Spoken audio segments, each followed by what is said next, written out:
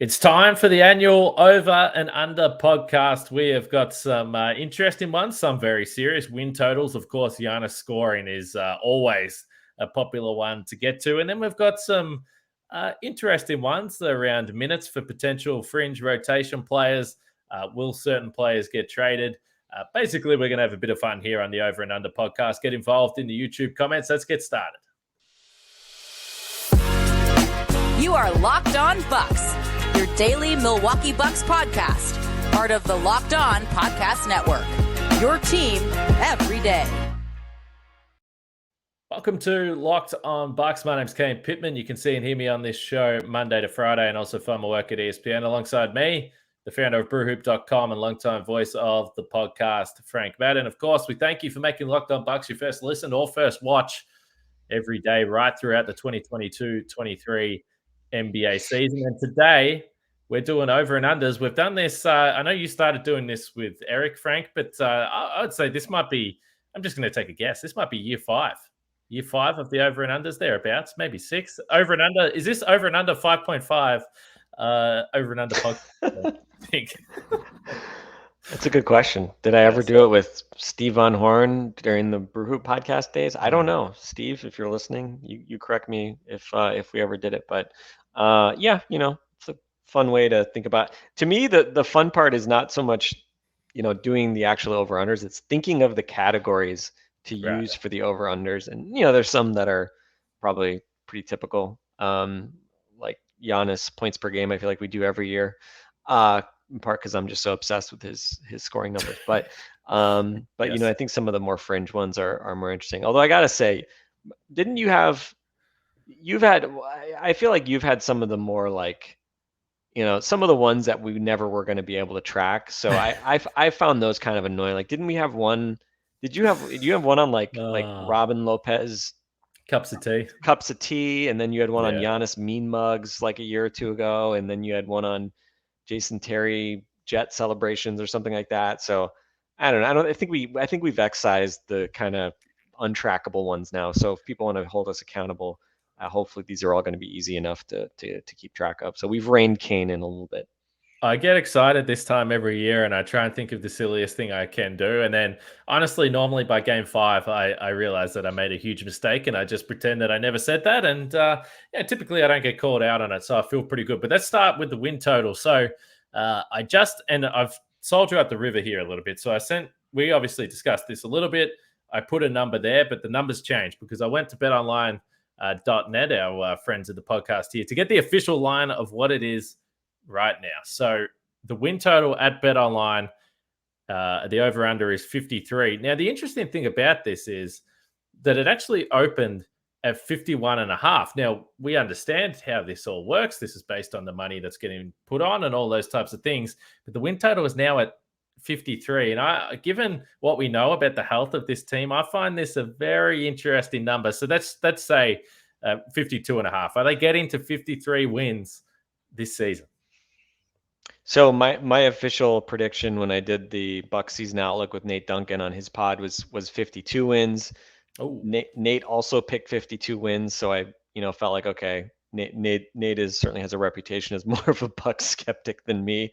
So I thought, okay, I'm not being a homer at least. So I'll stick with that number. I think certainly nothing we saw in the preseason and the injuries to Connaughton and Middleton continuing to be out for, call it these first 3 weeks or again, I guess that we heard that a few days ago. So like, does that mean it's not going to be a full 3 weeks of the season? I don't know. We'll see. But none of those things make me more optimistic about the Bucks. So I admit I am definitely, I'll call myself more of a Bucks realist than a skeptic. You guys know who I'm rooting for.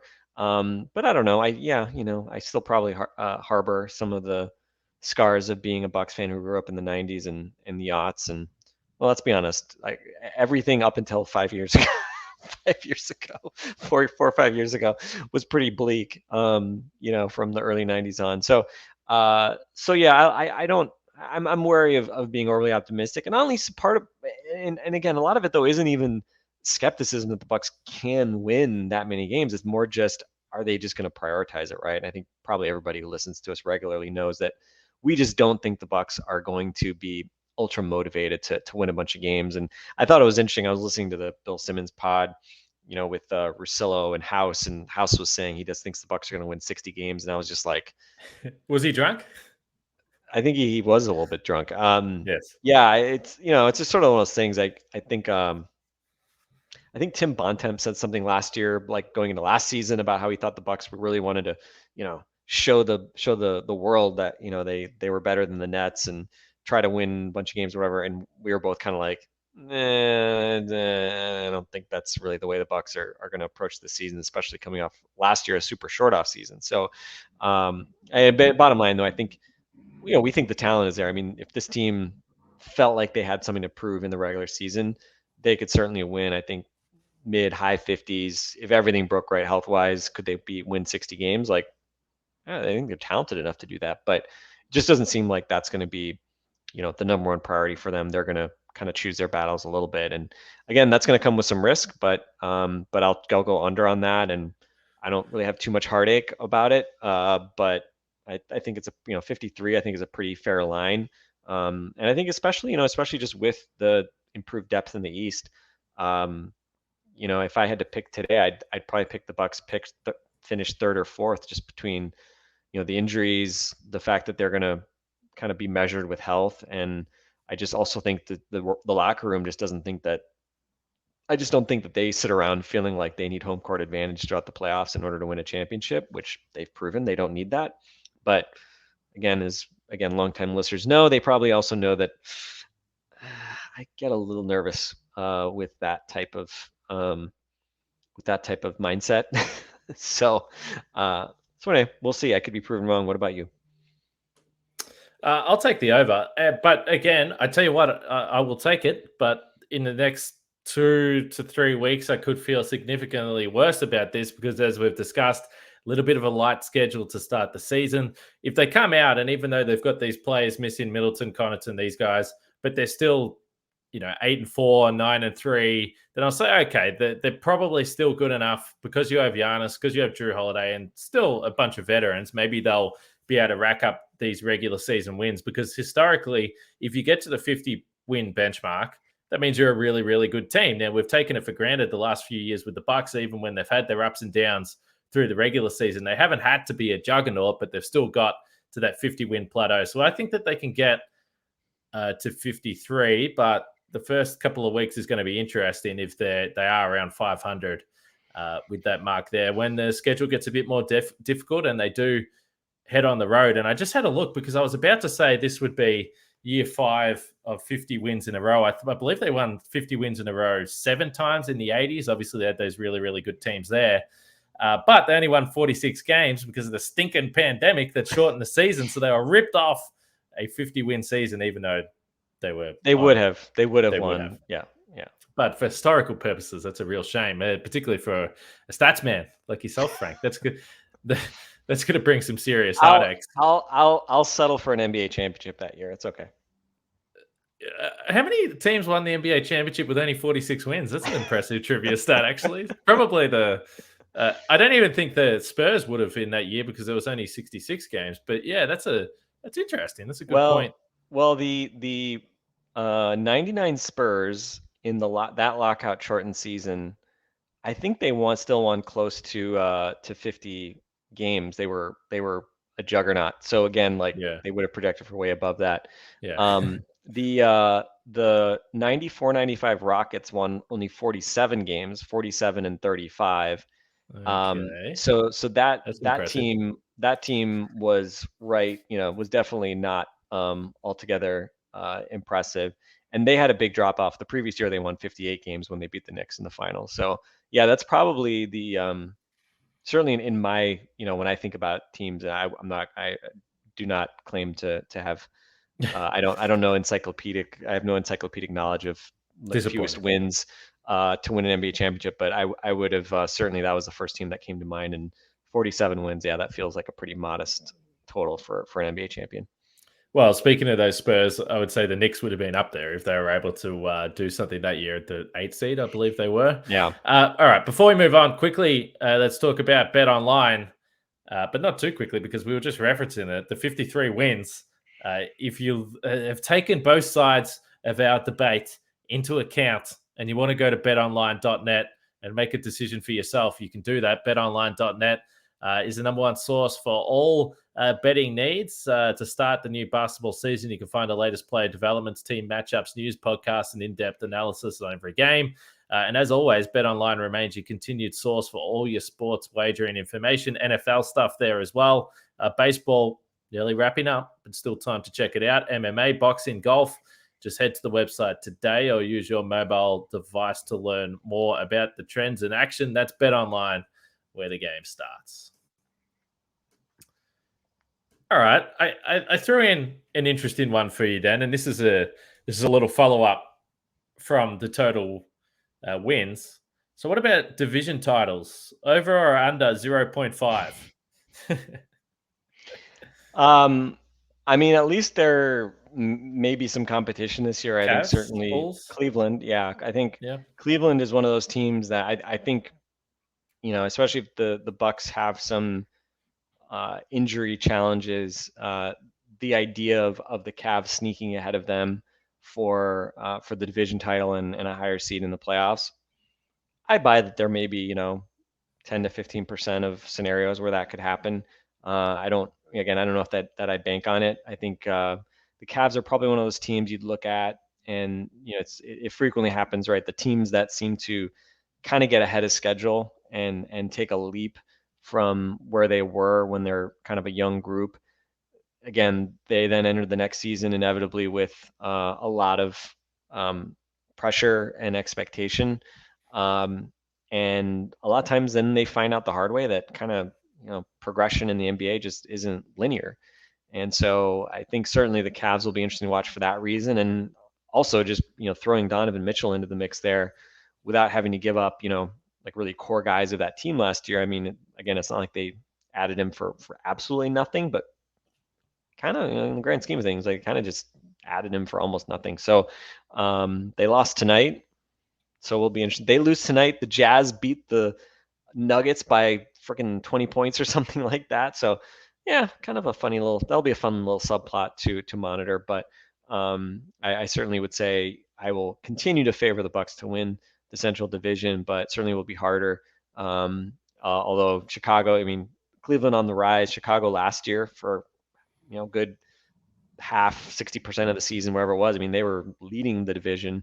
And then the wheels kind of came off, and unfortunately for the Bulls, even though they get a big win tonight in Miami, Zach LaVine sitting out with knee injury management in the first game of the season after having a week off. Like, man, Lonzo, that's not good yeah. history Between there. Lonzo and LaVine, man, just knees are public enemy number one, I guess, in Chicago these days. So we'll see. But yeah, certainly Cleveland, I think, is one of those teams to watch. And again, maybe they underwhelm and they don't kind of manage to take that leap, and it takes them, another year to kind of figure things out. But it's also possible that, this is the year that kind of things hit. Mobley takes a huge leap, and Mitchell and Garland mesh at least offensively, and they kind of really put it together. And maybe the Bucks again kind of dilly-dally through the regular season and end up having to settle for a lower seed. But I'll still say yes, division title. Hang another banner. They fly forever, Cade. Yeah, I said 53 wins. I don't think the Cavs will win that many, even though I agree. I think they're going to try harder than the Bucks, I would say, on a night-to-night basis. But they lost tonight, so they are on pace for 0-82. So we'll see if they can recover from that. All right, let's get to the over and under that's with us every year. Giannis points per game. This is not the first time that we've had this line. 29.9 points. So is he going to officially get to the 30 points per game mark? I know there was some rough rounding up and rounding down, and there's some decimal points in there, but is he going to clearly break the 30 points per game barrier? Just some numbers from last season. So this is Basketball Reference, has him at 29.9 points per game, 55% from the floor, 29% from three. And we know this, Frank, no matter if he has hot start, a slow start, some hot streaks in the middle of the season, he's going to end up at 29% from three. We understand that, but he did go up to 72% from the free throw line, which, as we've discussed, if he gets up to 75 plus over the course of the season, when you're at 29.9, you don't need too many more points to cross the 30-point plateau. This is your This is your stage. This is absolutely your stage. Is he getting it done this year?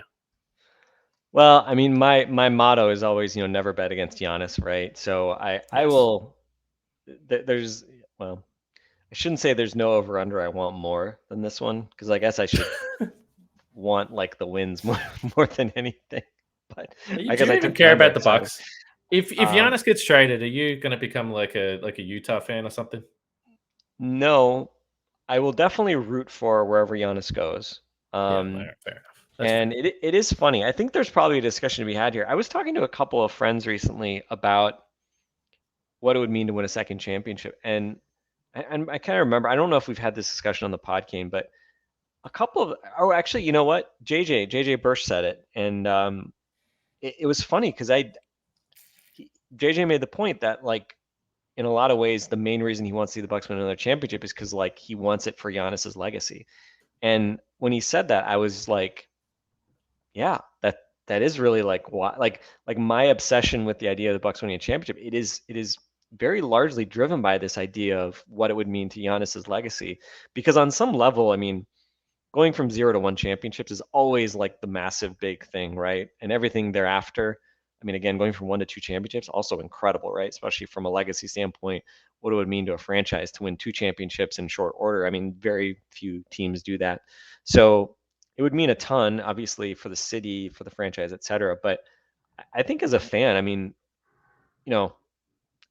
nothing will top my experience watching them win the first championship. Like everything about it, the personal journey I think we went on, many of us as fans to go through that to get out to the mountaintop for the first time in our lifetimes will never be topped. So again, it feels like almost like we're being greedy trying to think about a second time, but I really do think it is a lot for me about like wanting to see Giannis recognized for being, if he wins 2, I think then he is absolutely on track to be a top 10 all-time player. And I hate to cap how high he can go just given where he is and how young he still is. So yeah, I will say over on 29.9. I think in practice, other than just emotionally wanting it to happen, it will be interesting to see what role the take foul rule has.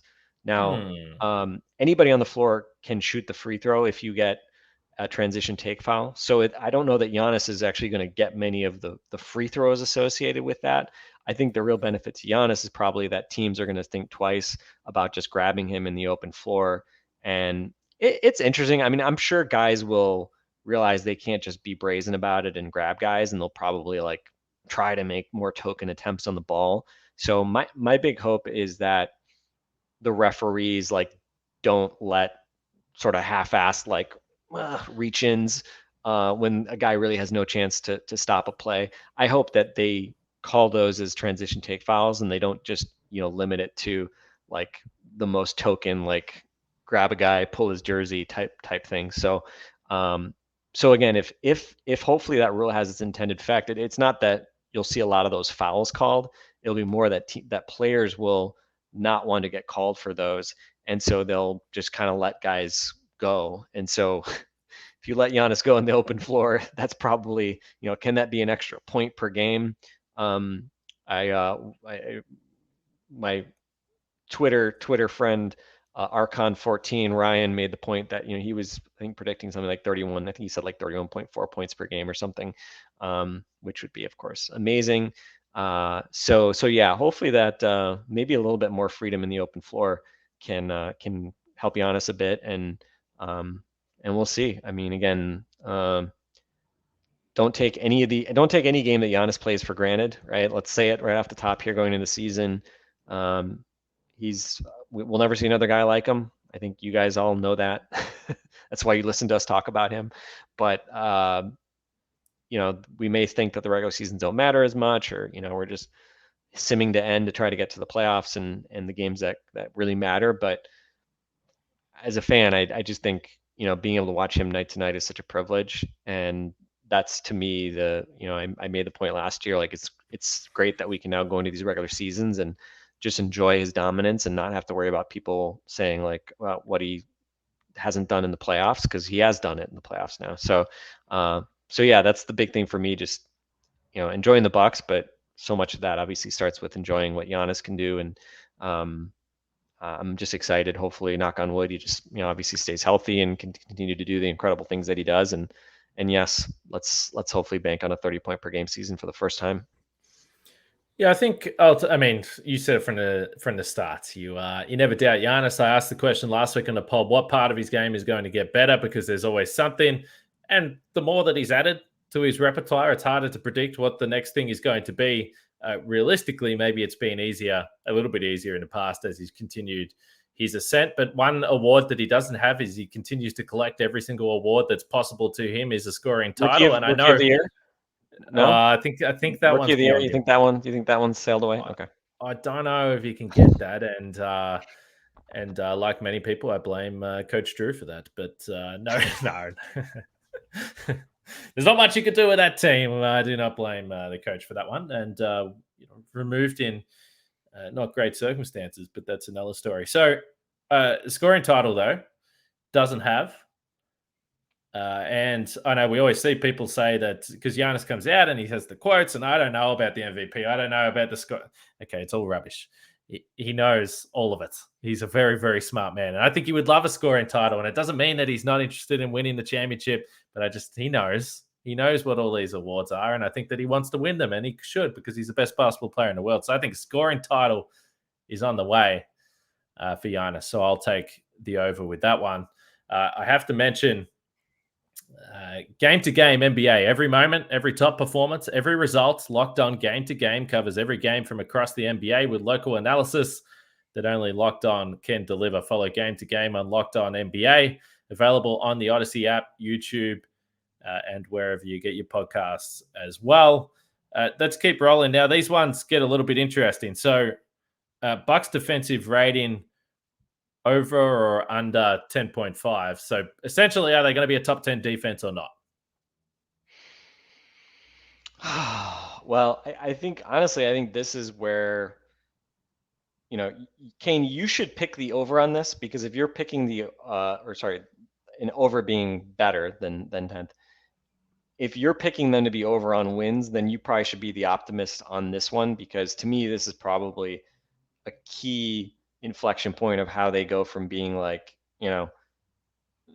like good, but sort of underwhelming in the regular season to getting closer to what we think they can do to kind of meet their potential. But even though I was a little bit of the pessimist on the over under, I'll say they'll finish better. I think they'll finish top 10. Again, Brooks back. Brooks not going to be dominant forever. 34 years old. I have some anxiety that we may see him begin to age, but he's also a very cerebral guy.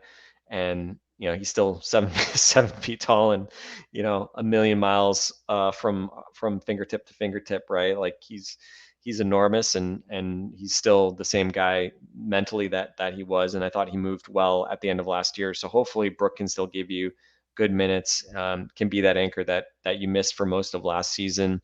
And then a lot of it obviously comes down to just kind of luck, opponent 3-point shooting luck. Maybe that'll be less of a factor if they don't give up quite as many 3-point shots. But I have a hard time seeing them suddenly become a team that really denies the 3-point shot. So I'll say they finish a little better than that, but I definitely have some anxiety that is where the indifference factor really shows. I think they've been an awesome offense the last couple of years because I think again they just come into a lot of these games feeling like they can outscore teams, and so kind of we'll see how that goes. But I'll take a slight again over / better than 10th, and to me that should be a goal this season. And look, there's no reason this team shouldn't be a top 10 defense, right? I mean, you've got your starting lineup with Drew, Giannis, and Brook Lopez. Yes, they've got some guys that are not great defenders, but for the most part, you got Wes, Chris, very solid defender, good size. Jevon Carter's solid, works really hard. I just look at this team. We'll see what Serge has left in the tank. I just look at this team as like, look, if they play well within the system, then they should be a pretty damn good defense. Again, are they going to be the top in the league? Maybe not, but let's cross our fingers that they come closer to reaching their potential, which I think certainly is a top 10 team. Yeah, considering I've said that I'm coming into this season with a fair amount of uncertainty with how they're going to look, and particularly to start the season, throughout this podcast, I've been the ultimate optimist, but I think that it will be top 10 as well. We looked at the series against Boston, and I know they gave up a lot of threes, but the defensive rating was 97 or something absurd like that. And we've seen with the individual talent they have that when they really ramp it up, they are an elite defense. So, what they've done in the regular season in the last couple of years in particular hasn't exactly been indicative of their defensive talents. And I do think that adding Brook Lopez helps. And I've referenced the high percentage, the 74% that opposition teams shot within 5 feet in the preseason. But they did limit the 3-point attempts. And I have got some optimism that 74% is going to come down when you have Giannis playing and you have Brook Lopez playing, and essentially you're playing your better players. So I think they can be a top 10 defense. And it's a pretty good point you make. If they are going to top 53 wins, they might not want to be in the bottom half for defense or around the middle of the pack like they were last year. What about MarJon Beauchamp? This is a guy that everyone is interested in. You set the line here, so I'm curious. So I'll just say my thoughts first. So MarJon Beauchamp minutes, 599.5. I think it'll be under. So I had a look at a couple of players last year. So Thanasis, who for some reason in my mind I thought he played more than what he actually did, but he was around the 480-minute mark. Mamu even came in at around 440. It felt like he played, a little bit. So basically, what it would mean to get to 600 minutes, let's say that he played 40 games, so essentially half of the season, he would have to play 15 minutes per game in those 40 games. So that's decent. Like, that's a decent amount of play. And my concern is to start the season, what we heard from Bud last week, even with all these injuries, Bud said, yeah, we might have to play one of Jordan Nwora and MarJon Beauchamp. And he only really committed to one. And so I think that he's going to go with Jordan Nwora first, which I think leaves Beauchamp on the outside. And then when you get bodies back, I'm not sure how he breaks in to be playing the amount of minutes he would need to top 600. It's interesting looking back on rookie minutes during the, sort of in the last 6-7 years of the Bucks. Obviously, there haven't been that many first round picks. So he's the first round pick since Dante. Dante played a shade over 400 minutes, but he only played 27 games. Injured, so, obviously Dante would have played probably, 1,000 minutes if he had been pretty healthy. But other than that, you kind of go through the list. I was looking at it before. You mentioned Mamu's in the 400s.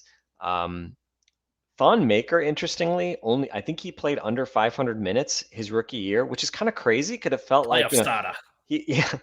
Right. He was a prominent guy by the time the playoffs rolled around, but he obviously played very little in the first half of the season and really just did not play that many minutes overall. And then you look at other guys.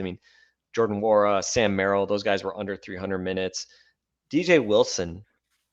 Do you recall how many minutes DJ Wilson played in his rookie year under Jason Kidd? Jason Kidd, huh? Jeez, that was a while ago. I tell you what, the years fly, Frank. The years fly. No, I got no damn idea. I must have been thinking year 2, which was the first year of Bud when Ersan was injured and he played a bit. Yeah, no idea. 71 minutes total his rookie year. Which just is just like, man, what did you do to Jason Kidd? I guess you also don't really need to do anything to Jason Kidd to not play much, right? It's a weird guy. But yeah, I think the bottom line is, Brogdon's really the one. Brogdon and Rashad Vaughn. I know we've talked about this. Rashad Vaughn playing 1,000 minutes his rookie year remains one of the more just bizarre things. And again, it's because injuries, blah blah blah. Again, that team was obviously not a world beater. But Rashadi Vaughn playing 1,000 minutes as a rookie just remains so bizarre. And then Brogdon, career high still, almost 2,000 minutes he played as a rookie. Has not matched that since then with all the injuries. But yeah, for the most part, guys don't play nearly as many minutes. And I would agree. Probably that line I just set a little bit too high. But who knows, right? Again, you'd hate to have a situation where MarJon has to play 600 minutes because Chris Middleton gets hurt again, and you want him to earn it, or just stays out. Yeah, obviously you want these vets to be healthy, and you don't want to put that kind of pressure on a rookie. The flip side is if he played 600 minutes because he just figured stuff out and just played well, like, hey, everybody would love that. So, but yeah, I think that's probably hard because early season is going to be his big chance. And, as soon as they signed Jordan Nwora, I think that obviously really cut into his potential minutes. And speaking of minutes, I mean, again, like 1,200 minutes from Jordan Nwora last year just seems kind of crazy. Like, it's just surprising that he played that many minutes last year. Again, I know he was playing most nights, but it didn't feel like he played that many minutes. So outside of the start of the season, I would agree. It's a fantastic segue, though. You can tell me and you have podcasted about 700 times. Over or under 0.5 Jordan Nwora is on the roster by playoff time. And this is one that we love. We've had some previous examples of this over and under. It's one that we love to go back to. If we assume that he's going to play to start the season at least, maybe the answer to this question comes down to what we see on the floor in the next say month. Or the flip side is, if he shows something the next month, then does that just make him a more useful trade asset? More intriguing, yes. Does it really make him less likely to get traded if he plays pretty well? You can kind of probably argue it both ways, but and the other piece too is like Beauchamp. I mean, even if Beauchamp's not playing a lot, if they kind of like the way he's trending and progressing, they may say, we don't need to keep Jordan just because he's young. Like, we've got this other young guy that we want to kind of be grooming for those small forward minutes. So, yeah, I mean, I would take the under on 0.5 Jordan Nwora as being on the roster post All-Star, post trade deadline.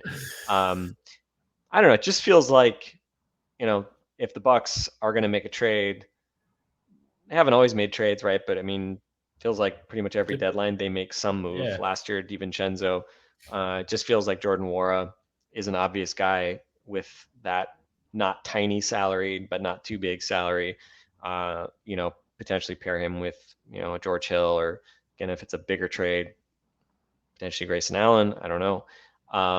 But if you traded, if Jevon Carter steps into a bigger role, which we'll talk about in a moment, and makes George Hill more expendable.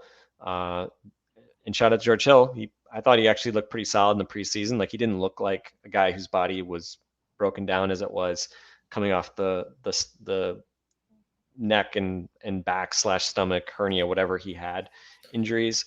So we'll kind of see how that shakes out. But yeah, I mean, if it's a Nwora and Hill trade for, a guy making $7-8 million a year or something like that, like, I could certainly see scenarios like that. The random one that I always continue to think about is Josh Richardson from the Spurs, because it's like, what do the Spurs need with a 29-year-old Josh Richardson, right? Like, they're not going anywhere. And again, he's not, anything close to the asset he was a few years ago in Miami. And obviously he's had some bobbles, to say the least, in Philly, Dallas, and then Boston. But again, maybe there's a reclamation project there. And also, just, I like the idea of having like a kind of combo guard with good size that you just feel like can do more stuff than George Hill and can still handle the ball a little bit. So anyway, that's my like pet little random move on the margins, which isn't terribly exciting. But anyway, yes. So Jordan Nwora. I love that GIF of Jordan Nwora, where he's kind of making faces like he's surprised that you're ignoring him. So again, Jordan that's probably a good reaction GIF to this discussion about how we're talking about Jordan Nwora.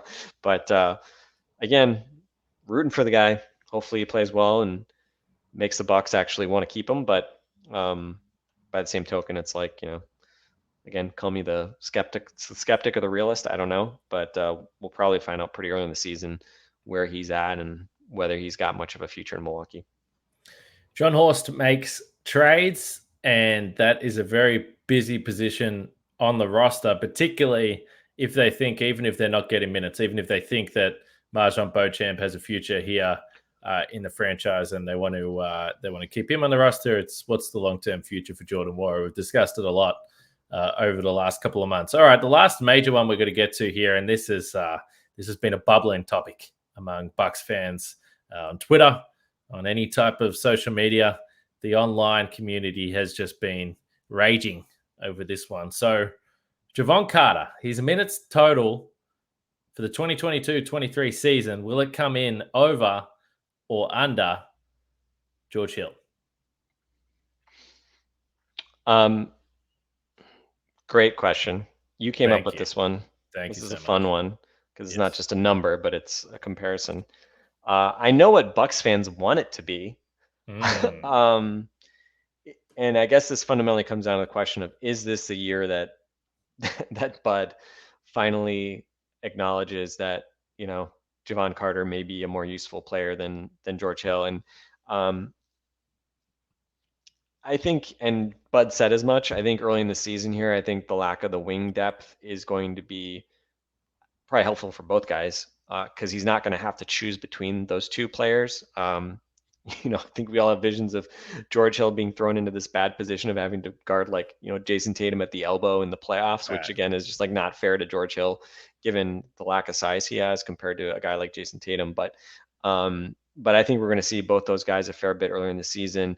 And, I think I think this maybe is the time for Bud to finally give Jevon a bit more of that leash. And, especially given just what we are discussing about George being a potential candidate to be moved. He has a little bit bigger salary than Jevon does, so you can kind of do a little bit more with that salary, and it's expiring. So, hey, look, I I'm probably on the further end of the spectrum of being less hard on George Hill and being more hopeful that he can kind of bounce back a bit. But I think you have to be realistic as well. I'd love for him to stick around and be part of a championship team and get that kind of degree of redemption, having been here before and having had the probably health problems and challenges he had last year in the playoffs. But I'll give the people what they want, which I think is a vote of confidence to Jevon Carter, and certainly the intimation from Bud that he may start Jevon to start this year with Drew in the backcourt, that would certainly be an endorsement in favor of that over under as well.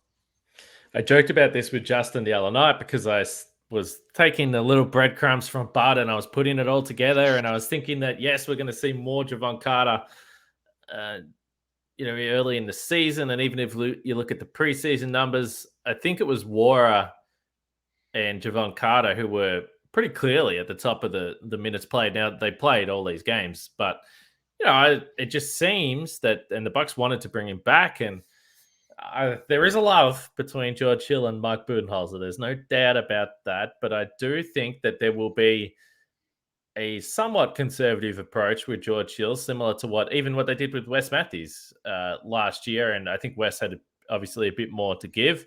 George Hill was dealing with some stuff. So I think it's going to be Jevon Carter as well. Also because I think that he has shown, we know what he can do defensively. There might be limitations in terms of multiple positions, but I think scoring wise as well, you reference it all the time. And George not necessarily looking for his own shot too often. And I think the Bucks need it. So I think over the course of the season, what Jevon Carter can bring to the table might be a little more valuable. I don't know whether Jevon Carter comes into the calculations with this last over and under we got, but over or under. What are you laughing for, Frank? This is a very serious question. Over or under 0.5 All-Stars on the Bucks? So 1.5. Yes, 1.5. Sorry, that would have been that was 0.5. I think we'll be all hitting the over pretty hard there. 1.5. So, Chris starting the season slow. Does Drew Holiday get the long-awaited added All-Star nod? What do we think? I will go under. If we thought the Bucks were going to be trying to win the East and making that a huge priority, then it's harder to deny the team that's in first place. The multiple All Stars. Yes.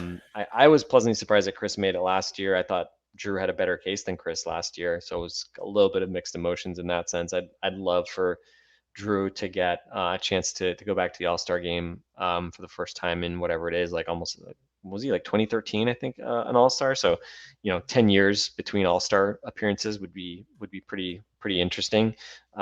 So yeah, of course, I'm hoping the Bucks are awesome in the regular season, and Chris and Drew both look great, and they force the voters to, or force the coaches to acknowledge them and bring $3 to the All Star game. But I would guess that's probably unlikely, and part of it's just the numbers game as well. When you look at the East now, Kyrie obviously historically has been, a shoo-in for all-star spots.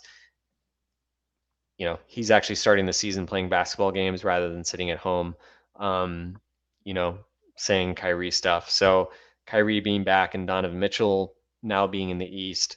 Again, not to say that Cleveland's going to have like 3 or 4 All-Stars or something like that, because I don't think that's going to happen. But it will be interesting to see kind of how the Mitchell Garland dynamic works out, and does Mitchell make the All-Star team at the expense of Darius Garland? Does Mitchell maybe not make the All-Star team? Do they both? Will be interesting to see kind of how all that shakes out. But those were certainly at least a couple of the guys that kind of, again, thinking about the sort of the numbers game component of All-Star. I'm just sort of curious how some of those shake out. So yeah, I'll say 1 All-Star this year, and again, fingers crossed. That assumes Giannis is healthy and all that, but that is my guess, and I don't know. You've been a little more optimistic than me tonight. So are you going over? Can you make that case, or are you also going to play a little bit more of the realist / pessimist? This is where the optimism ends. This podcast is finishing on a bad note. Yeah, I would say that there'll be 1. And the interesting thing for me, and I think the position stuff, as you pointed to, did hurt him. It was a little bit easier perhaps for Middleton to slot into, an all-star team last year, even though, there were many Bucks fans that were almost turning on Chris, saying that he shouldn't have been the all-star and Drew should have been there, even though it was fun to obviously see them both there. But, I think All-Star Weekend's in Utah, so it's probably going to be cold anyway. So go get some sun, fellas, and go get some sun and enjoy the weekend and the few days off and get yourself ready for the postseason. So I think there'll be 1 All-Star. But for all the talk of respect from the players and coaches for Drew Holiday, maybe they should pull their finger out and actually give him the All-Star berth that he has deserved over the last number of years in his career. It'd be fun to see Drew get there. And he's spoken before that, he doesn't play for the individual stuff, but it's nice to be recognized when he does get recognized for his defense and stuff. So I think it would be something that he would really appreciate as well. So it'd be cool to see Drew there. But yeah, the East is looking like it's got a few more marquee names in the mix there. So my bet would be 1. And my bet is that you should also listen to Locked On NBA. It's a pretty good podcast. There's games filling the schedule, 12 games today as we're recording this, and plenty of days like that. So it's the easiest way to catch up on all the NBA action from across the night before on the Locked On NBA podcast. That's another Over and Under podcast in the books, Frank. And there's nothing else that you desperately want to get out there? You think you're happy with this? No silliness from me for the most part. Kane, we had an offer accepted on a new house over the weekend. I've been dealing with home inspections and trying to sell our house and a whole bunch of stuff going on at work. So I went to bed at like 2 a.m. yesterday. It's 11:30 now. Frank's got to go get some shut eye. I gotta get up and 7 a.m. to deal with a 4-year-old and get her ready for school. So yes, I don't have any more Bucks takes. I just have complaints about being tired and overworked and stressed. But as always, talking about the Milwaukee Bucks always gives me that escape, Kane. So I've enjoyed de-stressing and thinking about the more fun things in life, which, what's more fun than NBA basketball and watching Giannis and thinking about the Bucks. So anyway, that's been my escape. Now back to reality for me, but hopefully everyone is having a less busy week. Pro tip, don't try to buy a house in the year 2022, but do as I say, not as I do, I guess. All right. Let us know what your thoughts are on all these over and unders through there. I might chuck the list of them in the YouTube comments as well, so everyone knows what we're talking about. But you should know anyway, because you'd be listening to the podcast and taking notes. But anyway, send you congratulations to Frank for the house at FMadden NBA on Twitter. He wants to hear from you, and he wants to be congratulated for his last few days. So make sure you go and do that.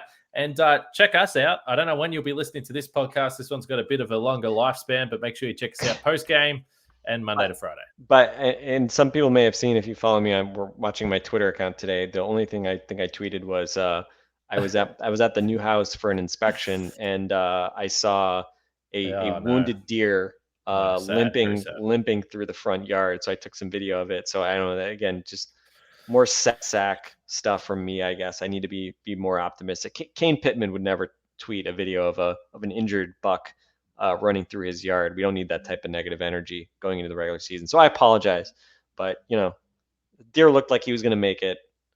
Hopefully by the playoffs, that Deer will be running strong and I don't know, doing whatever it is that Deer do. So let's skip back. Let's get into Bucks optimism mode. We got the best player in the world. We get to watch Giannis every night.